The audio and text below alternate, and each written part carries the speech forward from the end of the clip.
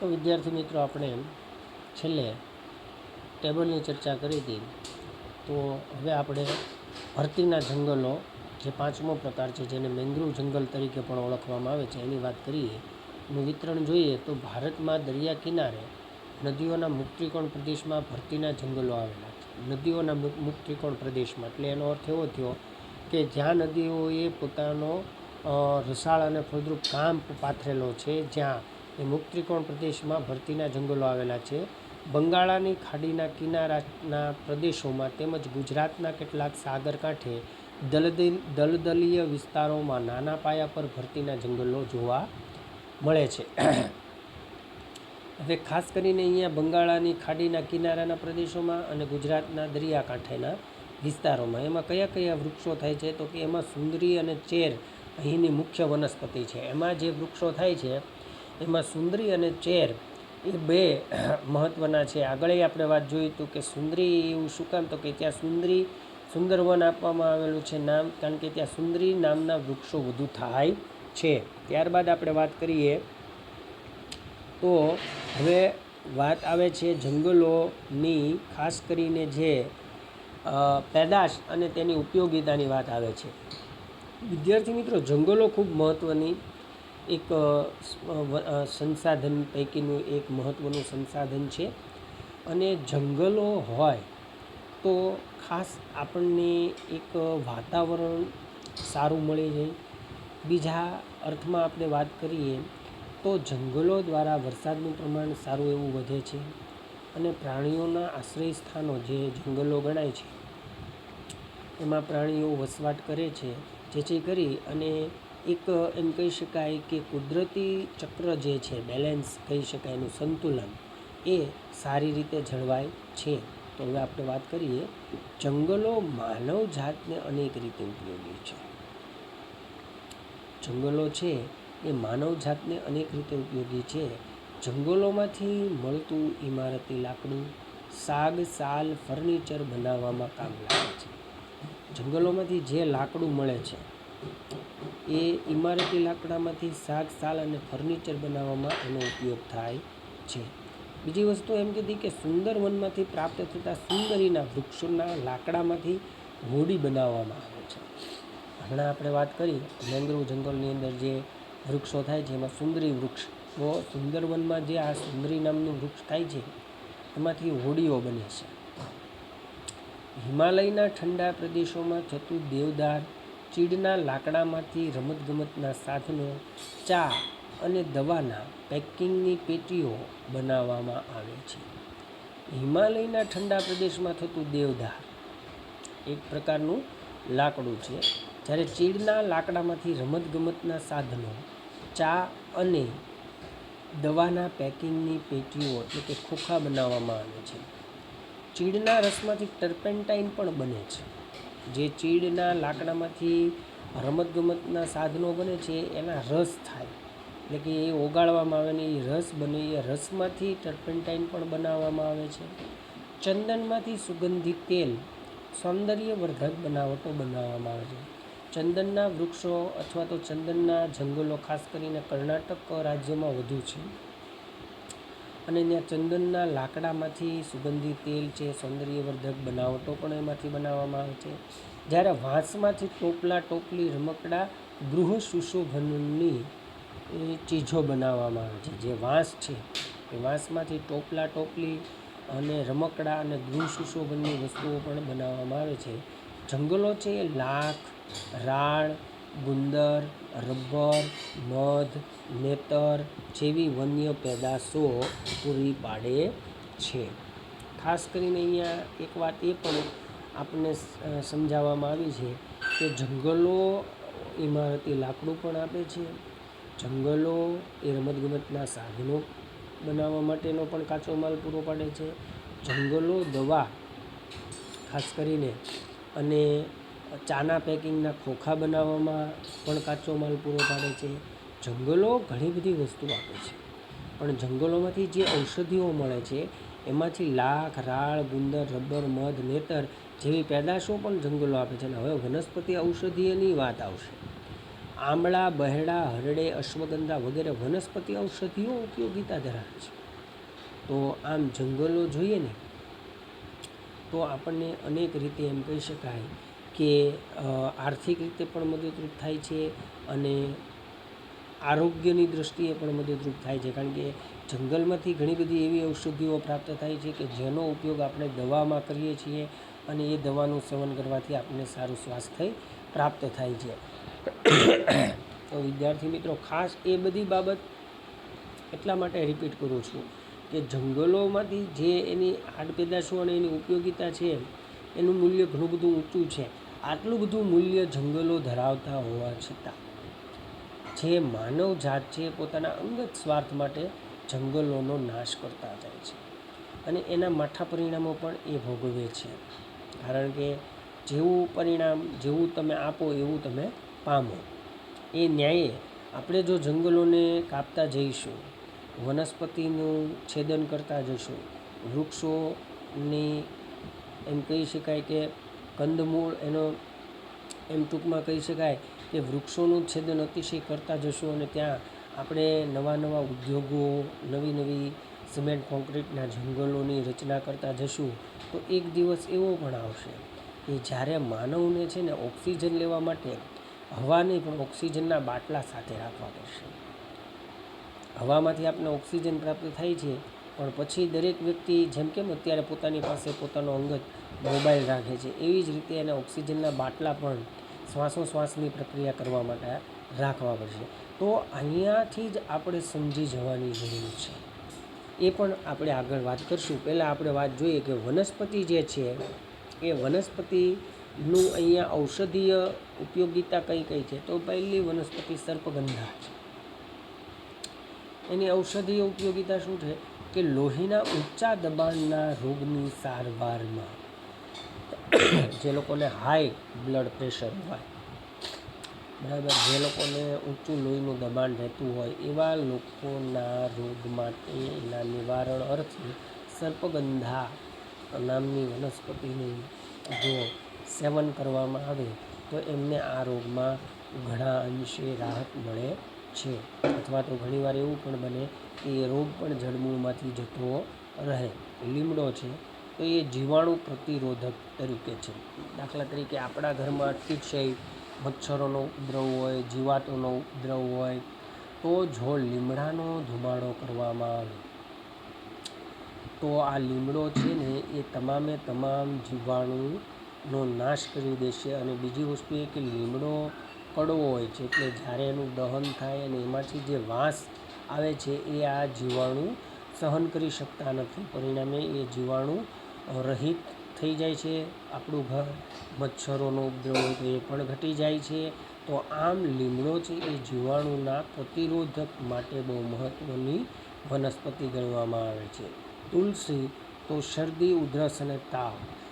આપણે ઘણીવાર ડૉક્ટરો પાસે જઈએ છીએ, ખાસ કરીને આપણે તાવ, શરદી અને ઉધરસના સારવાર અર્થે જ્યારે ડૉક્ટર પાસે ગયા હોય છે ત્યારે તમને પણ કદાચ યાદ હશે કે એ સિરપ કે દવા જે આપે એની અંદર થોડો ઘણા અંશે તુલસીનો સ્વાદ રહેલો હોય છે. જો આપણા આંગણામાં ભારતીય લોકોની મૂળ પરંપરા છે કે આંગણામાં એક તુલસી ક્યારો હોય ને હોય. આપણે રોજ જે તુલસીના 2 થી 3 પાનનું સેવન કરતા રહીએ તો આપણે આ તાવ, શરદી અને ઉધરસમાંથી બચી શકીએ છીએ. કારણ કે આ વાયરલ ઇન્ફેક્શનથી થતા રોગ છે. પછી અર્જુન સાદળ, હૃદય રોગની સારવાર માટે. અર્જુન સાદળ નામની વનસ્પતિ છે જે હાર્ટ એટેક, ખાસ કરીને હૃદય રોગ ગણવામાં આવે છે. એ હૃદય રોગ માટે એનો ઉપયોગ સારો એવો થાય છે. પછી બીલી, વાત અને કફ દોષો. બીલીનું પાન, જે બીલી નામની વનસ્પતિ આવે છે, વાત અને કફ, જે લોકોને કફનો પ્રોબ્લેમ હોય એને બીલીના પાનનું સેવન કરવાથી, બીલીનો રસ પીવાથી ઘણા અંશે રાહત મળે છે. ગળો, મધુપ્રમેહ, તાવ અને સાંધાના દુખાવા. ગળો જે છે, જેને ડાયાબિટીસ હોય છે, તાવ આવતો હોય અથવા સાંધાનો દુખાવો હોય તો એવા લોકો માટે ગળો ખાસ એવી વનસ્પતિ છે કે જે એને રાહત આપે છે. હરડે તો ખાસ કરીને કબજિયાત અને વાળ અંગેના રોગો, જેને કબજિયાત રહેતી હોય, પેટ સાફ ન આવતું હોય અને વાળના પ્રશ્નો હોય બરાબર. વારંવાર વાળની અંદર જૂ પડવી, વાળ બરછટ થઈ જવા, વાળ ખરવા, આવા ઘણા બધા પ્રશ્નો હોય તો એ હરડેનો ઉપયોગ કરવાથી મટાડી શકાય છે. આમળા વાયુપિત્તને દૂર કરે. પાચક એટલે કે આમળા છે ને એ આપણા જઠરાગ્નિની પાચન ક્રિયા આપણી સારી વધારે છે, એની ઇમ્યુનિટી પણ વધારે છે અને વાયુપિત્તને દૂર કરે છે. કરંજ ચામડીના દાંત પેઢાના રોગો માટે. કરંજ જે છે એ ચામડી માટે એમ કહી શકાય કે દાંતના પેઢા માટે જે છે એના સારવારમાં મદદરૂપ થાય છે.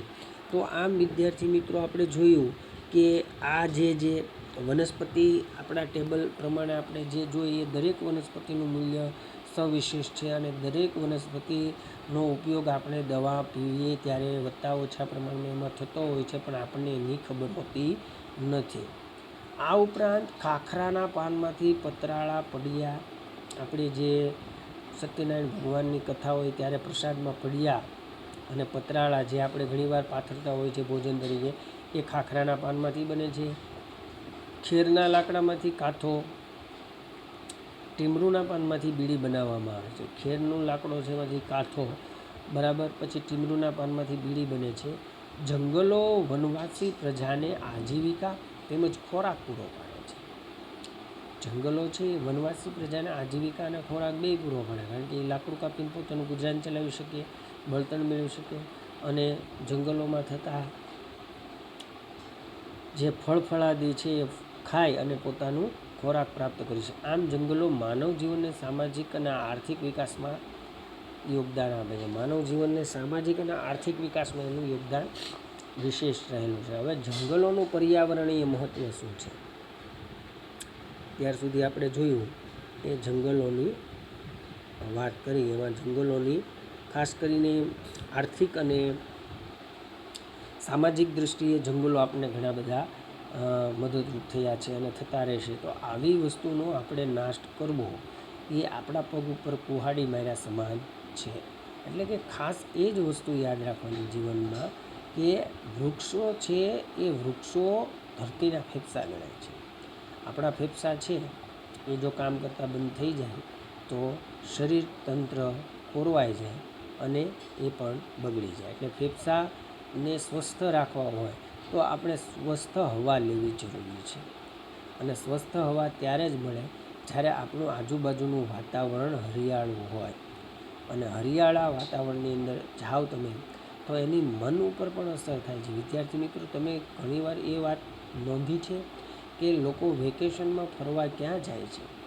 ભીડવાળી જગ્યાએ જાય છે, દેવદર્શને જાય છે, હિલ સ્ટેશને જાય છે, જંગલોની મુલાકાત લે છે. ટૂંકમાં જ્યાં નદી, ઝરણું, કુદરતી વાતાવરણ હોય ને ત્યાં લોકોની ભીડ વધારે હશે. એની પાછળનું કાંઈક કારણ આ જ છે કે માણસ વર્તમાન સમયથી એટલે કે વર્તમાન સમયમાં જે જીવનશૈલી જીવે છે એનાથી એ કંટાળી જાય છે. કારણ કે વર્તમાનનો સમય જે છે એ હાય હોયવાળો છે, ફાસ્ટ જીવન છે અને પ્રકૃતિથી વિરુદ્ધ જીવન જીવીએ છીએ. કારણ કે આપણે બધી જ વસ્તુ મશીનોથી બનાવેલી, મશીનો દ્વારા ઉત્પન્ન થતી, એમાં જે બિયારણો, રાસાયણિક ખાતરો, હાઇબ્રિડ બિયારણોવાળા ખોરાક ખાઈએ છીએ. પરિણામે આપણા વિચારો, આપણી વર્તન, આપણી રહેણીકરણી પણ એવી જ થઈ જાય છે. પરિણામે વ્યક્તિ શાંતિ પામી શકતો નથી અને શાંતિ મેળવવા માટે એ આવી જગ્યાએ પિકનિક કરવા જાય છે. હવે વાત કરીએ જંગલોનું પર્યાવરણીય મહત્ત્વ. નંબર 1 કે જંગલોનું પર્યાવરણીય મહત્ત્વ આ પ્રમાણે છે. જંગલો વરસાદ લાવવામાં ઉપયોગી છે. કારણ કે વૃક્ષ અને વરસાદ એ બંને બીજાના પર્યાય છે, એકબીજા સાથે પરસ્પર જોડાયેલા છે. ખાસ કરીને આપણે વિચારીએ તો વૃક્ષો છે જો ત્યાં વરસાદ વધુ પડશે, કારણ વૃક્ષો છે એ વરસાદને પોતાના તરફ આકર્ષે છે અને જ્યાં હરિયાળી છે ત્યાં વાદળોનું ઘનીભવન પણ જલ્દી થશે. બીજું, વાતાવરણને વિષમ બનતું અટકાવે છે. ઘણીવાર વાતાવરણની અંદર ખાસ કરીને ગરમી, ઠંડી, ભેજ આવા પરિબળો હોય, પણ જો વૃક્ષો હશે સારા એવા પ્રમાણમાં તો વાતાવરણ એનું વિષમ બનશે નહીં. ત્રીજું, પ્રાણદાયી વાયુ ઓક્સિજન પૂરો પાડે. વૃક્ષો આપણને જે જીવન આપણા માનવ જીવનના અસ્તિત્વ માટે જે વાયુ છે મહત્ત્વનો ઓક્સિજન એ પણ પૂરો પાડે છે. જંગલો પૂર નિયંત્રણ કરે છે, એટલે કે જંગલો જે છે એ પૂરનું નિયંત્રણ કરે છે. જ્યાં વરસાદ કહેવાનો અર્થ એવો છે કે જો જ્યાં જંગલો છે ત્યાં વરસાદ સારો આવશે પૂરતા પ્રમાણમાં, એટલે કે ત્યાં વરસાદની સમતુલા બરાબર રહેશે, અસમતુલા સર્જાશે નહીં. કાર્બન ડાયોક્સાઇડ જેવા હાનિકારક વાયુનું શોષણ કરે છે. ઘણા બધા વાયુઓ છે એ આપણી માટે હાનિકારક છે. એ પૈકીનો એક વાયુ છે કાર્બન ડાયોક્સાઇડ વાયુ, જે વાયુનું એ શોષણ કરે છે. ત્યારબાદ શું કીધું છે કે જંગલો જમીન ધોવાણ અટકાવે છે. વૃક્ષો અતિશય હોય તો વરસાદ છે એ વૃક્ષના પાંદડા ઉપર પડી જશે, જમીનને બહુ સ્પર્શી નહીં શકે. પણ જો જંગલો નહીં હોય તો સીધો વરસાદ જમીન ઉપર પડશે, પરિણામે જમીનની અંદર રહેલા જમીનનું ધોવાણ થશે અને એના કારણે જમીનની અંદર રહેલા જે પોષક તત્વો છે એ પણ નષ્ટ પામશે. જંગલો ભૂમિગત જળને જાળવી રાખે છે. જે આપણા ભૂગર્ભમાં જળ રહેલું છે એ ભૂમિગત જળનો જથ્થો જંગલો સાચવી રાખે છે અથવા જાળવી રાખીએ છે. જંગલો રણને આગળ વધતું અટકાવે છે. જંગલો હોય તો વરસાદ થશે એટલે વધુ વૃક્ષો ઉગશે. પણ જો જંગલો નહીં હોય ત્યાં વરસાદ નહીં થાય અને ધીરે ધીરે જે વનસ્પતિ હશે એ ઉજ્જડ બનતી જશે અને લાંબા ગાળે એવો સમય પણ આવશે કે જ્યાં જંગલો હતા, જે જમીન હતી એ જમીન રણમાં પણ ફેરવાઈ જાય તો કંઈ નવાય નહીં. હવા પ્રદૂષણ ઘટાડવામાં જંગલો ઉપયોગી છે. જંગલો છે ને એ કુદરતના ફેફસા છે, એટલે કે એ હવાનું પ્રદૂષણ અટકાવશે. જે પ્રદૂષણ હશે એ બધું શોષી લેશે. એટલા માટે ખાસ કરીને જે જંગલો છે એ હવા પ્રદૂષણ પણ અટકાવે છે. ત્યારબાદ એમ કીધું છે કે જંગલો જે છે એ કુદરતી સૌંદર્યમાં વધારો કરે છે. ત્યારે જંગલ સંપત્તિ પણ મહત્ત્વનું એક પ્રવાસન ઉદ્યોગ તરીકે વિકાસ પામી રહ્યું છે. જુદા જુદા દેશોના પ્રવાસીઓ જે દેશમાં જંગલો હોય એની મુલાકાત લેવા ઈચ્છે છે. ત્યાંની જે વનસ્પતિ છે, ત્યાંના જે પ્રાણી સંપત્તિ છે, ત્યાંની જે ખનિજ સંપત્તિ છે, ત્યાંની જે ઔષધીય સંપત્તિ છે, ત્યાંની જે વનસ્પતિ સંપત્તિ છે, ત્યાંની જે ફળ ફૂલની સંપત્તિ છે, આ તમામ વિગતો, આ તમામ વિશે એ સમજ મેળવવા માગે છે અને એક પોતાનો થીસીસ એટલે કે એક પોતાનો મહાનિબંધ પણ તૈયાર કરવા માગે છે અને જેનાથી એ સમજી શકે છે કે આ દેશની અંદર આ પ્રકારના જંગલોનું પ્રમાણ વધુ છે અને આ પ્રકારના જંગલોની અંદર આ પ્રકારની વનસ્પતિનું પ્રમાણ પણ વધુ છે અને આ પ્રકારની પ્રાણી સંપત્તિ અહીંયા અસ્તિત્વ ધરાવે છે. તો એ પણ એક મહત્ત્વની વસ્તુ છે. બીજું કે જંગલો હવાને શુદ્ધ કરે છે. જંગલો હોય તો એ હવાને શુદ્ધ કરે છે, જેથી આપણે શ્વાસોશ્વાસમાં જે હવા લઈએ એ એકદમ સ્વસ્થ હવા અને શુદ્ધ હોય. વન્યજીવ સૃષ્ટિને કુદરતી આશ્રય સ્થળો પૂરા પાડે છે. વન્યજીવ સૃષ્ટિને કુદરતી આશ્રય સ્થળો પૂરા પાડે છે. તો આમ ખાસ કરીને વાત કરીએ આપણે કે જંગલો સાહસિક પ્રવાસન પ્રવૃત્તિ માટે આદર્શ ક્ષેત્રો છે. જંગલો જે છે એ સાહસિક પ્રવાસન પ્રવૃત્તિ માટે શું છે? આદર્શ ક્ષેત્રો છે. મેં હમણાં વાત કરી ને કે પ્રવાસન ક્ષેત્રોનો પણ વિકાસ વધુ થઈ રહ્યો છે. તો આમ રાષ્ટ્રીય ઉદ્યાનો અને અભયારણ્યો તથા જૈવ વિવિધતાના સંદર્ભે આવા કેટલાક જંગલો આરક્ષિત રાખવામાં આવ્યા છે. ખાસ કરીને રાષ્ટ્રીય ઉદ્યાન અને અભયારણ્યો તથા જૈવ વિવિધતાના સંદર્ભે આવા કેટલાક જંગલો છે એ આરક્ષિત રાખવામાં આવે છે. તો આના ઉપરથી આપણે એવું સમજી શકીએ છીએ કે જંગલો જે છે એનું મહત્ત્વ જેટલું આંકીએ એટલું ઓછું છે.